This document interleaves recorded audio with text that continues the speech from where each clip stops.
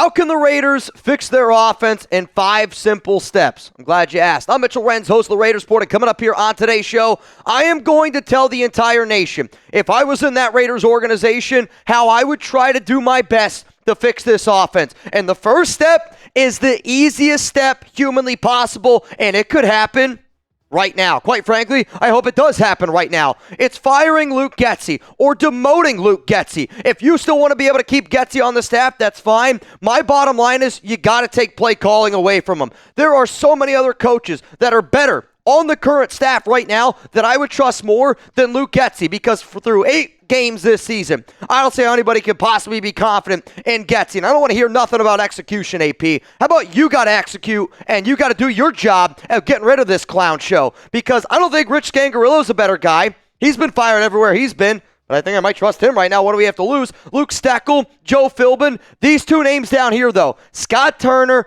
Edgar Bennett. These are the 2 people that the Raiders need to consider giving them play calling duties, and I hope that they end up doing it after week 10, because if you don't end up doing it, AP, you're not going to have a job next season. That I can guarantee you. If you want the Raiders to fire Luke Getsy, hit that like button. I have been screaming from the rooftops, and I was pissed off when the Raiders hired Getsy, and some people are going to be like, Mitch, it's only 8 games into the season. When does that point happen where we're like, all right, it's only 9 games, it's only 10? When you know something's not going to work out, you need to be able to speak your voice. And firing Luke Getsy, I guarantee you, lights a spark underneath this offense. It's also going to make this offense much, much better. So I'm going to be honest with the nation here.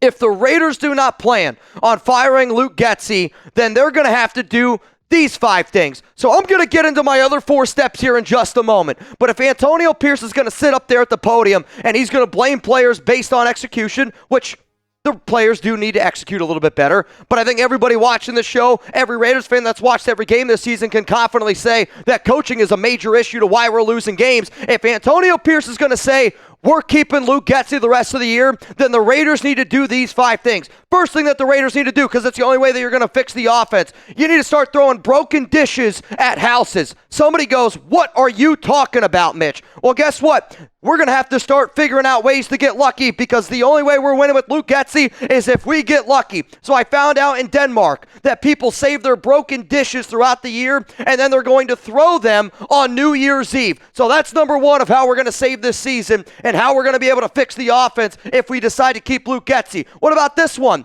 Sweeping dirt away from the front door. AP, Getsy, I hope you're writing these down. I don't know if you guys knew this. In China, people end up sweeping dirt out their front door because they say that good luck comes in through the front door. So guess what? Let's start sweeping some of the bad luck out the front door. Another thing that the Raiders could potentially do, eat 12 grapes and wear red underwear. I don't know what type of red underwear you got to wear, but eating 12 grapes right now sounds like a crazy enough idea where maybe it would work for Getsy. In Spain, midnight strikes on New Year's. Spaniards eat 12 green grapes for 12 months of good luck. I'm not going to lie. I actually also do this with Alex and her family.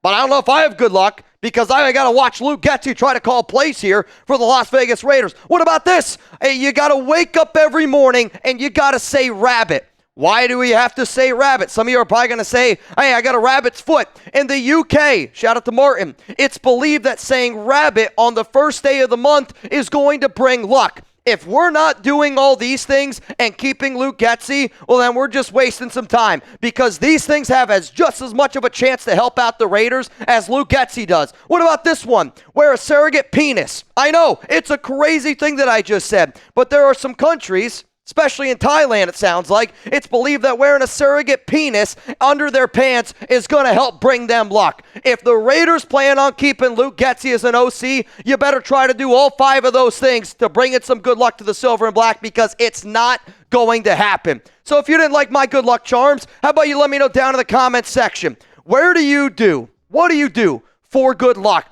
This is going to be the pinned comment here on today's show. You're about to get hit with a YouTube ad break. I want you to scroll on down and give me your answer, because I'm going to tell you what I'm going to start doing on game days to bring a little bit of luck here to the nation. I am going to start wearing a surrogate penis carved from bone or wood, because that's what people do in Thailand. Though, Chugs, I don't know if you know this, I found out that it has to be less than 2 inches. just so it doesn't get in the way. Crazy thing. Life-sized. Life-size surrogate penis. I am desperate, and if I gotta wear something carved out of bone or wood that's 2 inches or less for the Raiders to actually go on the right path, I'm willing to do it. That's commitment to excellence. That's what showing up is all about. Coming up next here on the show, I'm actually going to tell you what it's going to take to save this Raiders offense or to at least fix it. But quite frankly, if we're going to keep Luke Getsy, we might as well try all 5 of those things because Luke Getsy has just proven to me that he is a waste of space and he is a waste of an offensive coordinator. I'll get into all those in just a moment, but today's show is sponsored by Game Time. $20 off your first purchase. Huge shout out to Game Time. And if you're planning on going to a Raiders game, I hope that you at least save a little bit of money and create some awesome memories while you do it. Download the Game Time app, create an account, use code CHATSPORTS for $20 off your first purchase. Terms apply again. Create an account, redeem code CHATSPORTS at CHATSPORTS for $20 off. Download Game Time today. What time is it? It's Game Time. If you do use Game Time, then I really need you to check out the Game Time picks. It makes it easier for you to be able to find the best deals, concerts, comedy, theater, and a lot more. I love the all-in pricing, which you can see when you get a ticket and then you go to checkout. You don't get hit with all these fees and taxes. It's exactly what you're going to be buying. And I think Game Time is the perfect app for people that are out in Vegas because there's so much to do out in Vegas. And quite frankly, if you're planning on going to a Raiders game on Sunday, maybe you fly in on Friday, maybe you fly in on Saturday, you might as well do something else that's going to put a smile on your face because right now this team, if Luke Getsy's still going to call plays, you're going to leave Sunday and you're going to go, man, oh man, oh man. I shouldn't have had all that Taco Bell because this place is shitty. Shout out to Game Time for sponsoring the Raiders Report. Let's go back to how the Raiders actually should try to fix the offense. Step 1, fire Luke Getsy. Step 2, I'm going to start playing Jackson Powers-Johnson at center. I know that right now at the time that I'm making this video, Andre James is currently dealing with an ankle issue. But even if Andre was totally healthy, I think that you would have to at least consider putting JPJ, the player that the Raiders drafted in the second round, at center. And I say that because he's physical, and the way that this team is still trying to operate its offense is they want to be physical. And I know AP wants to be physical. I know Telesco believes that winning in the trenches wins games. I believe winning in the trenches wins games. But the fact of the matter is we've seen 8 straight weeks. And Andre James is just clearly not strong enough, clearly not a good fit in this scheme that we're going to run. So if the game plan is to switch it up here a little bit, I'm going to put JPJ out at center to be a little bit more physical because I'll tell you this right now, if Getsy's just going to run the run, JPJ will 100% make our ground game better if he's in at center. So here are the options that I would use for the Raiders offensive line going forward. If you want to go with option A, which is Colton Miller, I'm going to put Thayer Munford at left guard to be a little bit more physical simply because I don't want to see Cody Whitehair ever out on the field. JPJ at center, Dylan Parham at right guard, DJ Glaze at right tackle. If Dylan Parham is still unhealthy and if he is not able to go, well then I'm going to swap Parham with Jordan Meredith, and this is going to be the offensive line that I go with going forward for the Raiders because we got to be physical on the trenches, and Andre James gets pushed back. He has no anchor right now and just gets beat too often, and then the whole offensive line just ends up crumbling. So here you go. You call the shots. I'm talking tuna clock type of shots. Is it time for the Raiders to bench Andre James? Give me a yes. Give me a no. You're going to get hit with another YouTube ad break. I want you to scroll on down. Give me your answer. Yes or no. Is it time for the Raiders to bench Andre James? Because this has been a topic that I know that I have talked about in great lengths. This has been a topic that I have brought up a few times here on this show, and I've talked about it. I'm not afraid to talk about it. So should they bench Andre James? My answer is this. I do think that it's time for the Raiders to try to trade Andre James this week. The NFL trade deadline is November 5th at 4 p.m. Eastern time. If I'm the Raiders, I would take a 7th round pick right now for James, and that's, I know, not a lot, but I would try to get that 7th round pick because I think that's all a team's going to willing to offer you. If there are no takers, then you put him on the bench. If you want to see other players that I think could potentially be traded, I want you to check out this video. It's also going to be down in the comments and in the description of today's show.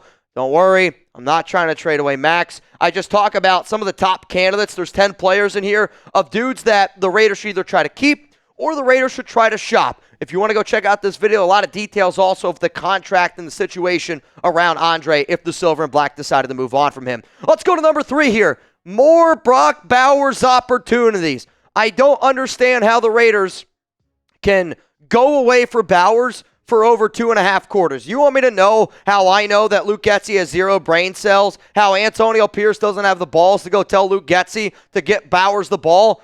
When you're a tight end like Bowers, 3 catches, 39 yards, 3 first downs up against Kansas City Chiefs, and then you don't see another target your way for literally 2.5 quarters, that screams to me incompetent coaching. Because anybody that's watched the Raiders this season, anybody that follows the NFL knows that Bowers is the best tight end in the NFL and is the best player on our offense right now. And quite frankly, it's not close. If I'm Las Vegas, I'm trying to figure out every week how to get 10-plus opportunities for Bowers. Maybe that is a rushing attempt. Most of the time, it's going to be targets. If you're in the red zone and if Bowers doesn't get at least 1 target, fire your offensive coordinator immediately. To me, every conversion play, if it's 4th and goal, if it's 3rd down and 1, if you need to pick up a first down or get a touchdown, that play needs to involve Bowers. I'm not saying the ball needs to go to Bowers. I'm simply saying that if you're going to run motion near Bowers. If you're going to run motion, have Bowers run motion. Because all eyes are on number 89 at all times. And the fact that we're not using him in the biggest plays of every single game makes me want to scream from the rooftops. Can we please get Brock Bowers involved more? It's not rocket science. And the fact that our coaching staff acts like it's rocket science is absolutely pathetic. Let's go to number 4 here. It's time to bench Gardner Minshew. And this one pains me also because I know I was somebody that advocated for Minshew to start. Though, if you go back and you watch when the Raiders signed Minshew all the way back in March, I sat up here and I said that I thought it was a dumb move, and it's not a move that I personally would have done. The reason why I'm benching Minshew is because Gardner clearly is a bad fit with Luke Getsy. He's clearly lost his confidence this season, and if I'm trying to win games, I'm going to go with Desmond Ridder until Aidan O'Connell is healthy. If Desmond Ridder ends up winning a game or 2, then maybe you decide to stick with somebody like, Desmond instead of going over to Aidan. Have an open competition. But the other reason why I'm doing it is this. The Raiders clearly don't trust Gardner Minshew. If you're going to get 1st down and goal, ball at the 3, and decide to run it 3 straight times right into the center of the defense, sure, you're running away from Chris Jones on one of the attempts, but you haven't been able to run the football at all. Teams know that the Raiders don't trust Gardner Minshew. Gardner Minshew knows that the Raiders don't trust Gardner Minshew. And Minshew goes out there so often with his tail between his legs, his ears down, like a sad puppy dog. And I know that we want to call him guard dog, but he looks like if I was trying to rob a place and that was the guard dog, I'm going to go back in and get some more. We need dogs on the field. And Gardner is not that guy because Getsy doesn't believe in him, and he's a bad fit in this offense, and he's a bad fit behind this offensive line. Let's go to the final reason here. Raiders got to start playing with nothing to lose. You're 2-6, guys.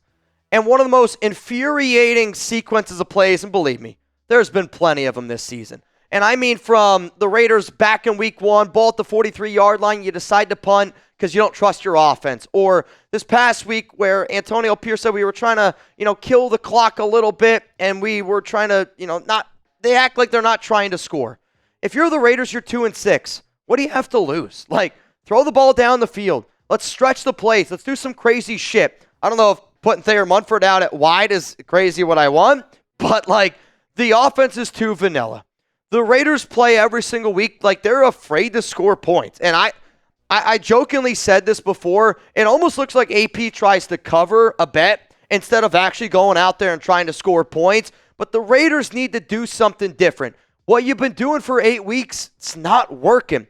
Play like you got nothing to lose. Because if you continue to play like you are, you're going to lose everything. Sometimes you got to take risks in life. Sometimes you got to take risks in football. Even if you think you got the right guys to be able to do the job, it's what you're doing right now is not working. So the Raiders got to play like they have nothing to lose. Because when you play like you have nothing to lose, sometimes you end up winning. Look what the Carolina Panthers did up against the Raiders back in week 3. That was a team that played like they have nothing to lose. And sometimes when you play like you got nothing to lose, when your back's up against the wall, has anybody ever tried to go after a dog have you ever tried to go after a dog when they're backed into a corner? That turns into a pretty vicious dog. We need that type of mentality if this team has any chance of winning any more games this season.